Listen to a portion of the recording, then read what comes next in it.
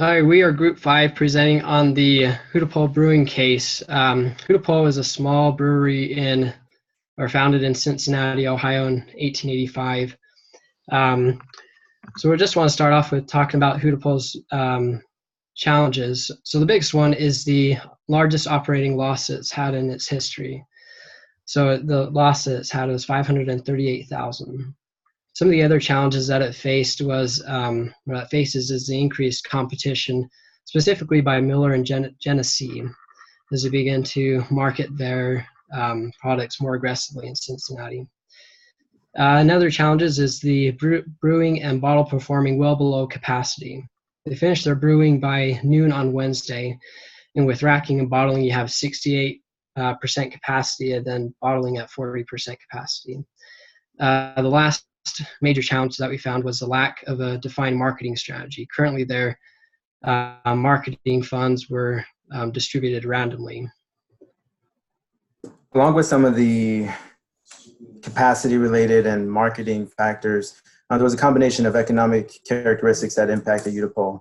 Wide fluctuations in their ingredient prices impacted their operating costs, along with their increased average plant scale to lower the unit costs in order to be the wage leader. They were fighting an uphill battle against Anheuser-Busch and other large breweries that were investing in capital equipment and reducing their labor costs, allowing them to maintain the operational profitability. Higher wages allowed them to attract talent, but it did impact their operating margins. Some of the industry trends that are going on in the brewing industry primarily have been an increase in advertising. As you can see from this graph, it has risen significantly from 1974. A large part of that has to do with high quality beers and kind of a brewing premium. Even though these beers do not accrue an additional cost to the company, because they are perceived as a higher value, there is a higher cost incurred to market these higher priced beers.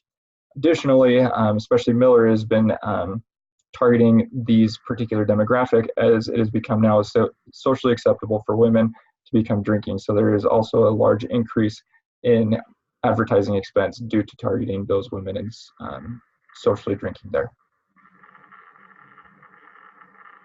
Next slide. So the Hudepol outlook, there is a strong market in Cincinnati because that's where they were founded. A large part of the loyalty is focused in there. Specifically, people who travel either bring Hudepol with them or arrange to have it sent with them.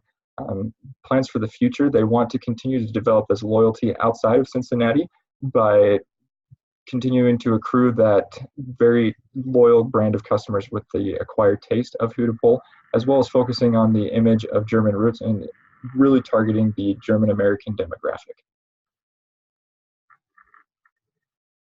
When we break down the 3 critical activities performed by Hudepol, we can see that they really do have an advantage due to their low utilization in brewing and bottling.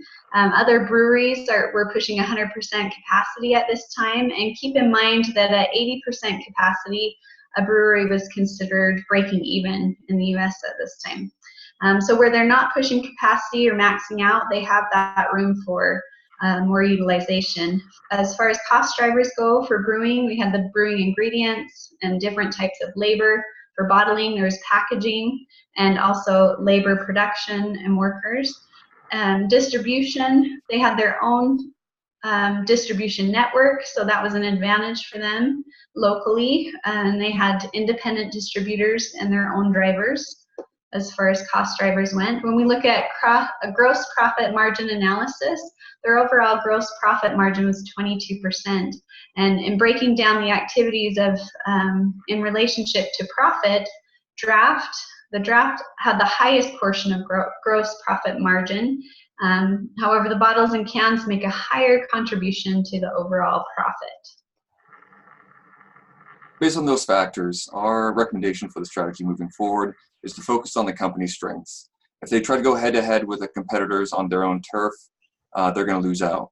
So primarily, they have a strong local following, they have a German identity, and a lot of the local population are of German heritage. Also, Germans are known for creating good beer. They need to enter the super premium market where they can earn a higher profit margin on the beer without increasing extra costs. and they need to market aggressively through places where the large competitors aren't marketing, namely the point of purchase, like local bars for their draft beer and the local retailers for bottles and cans.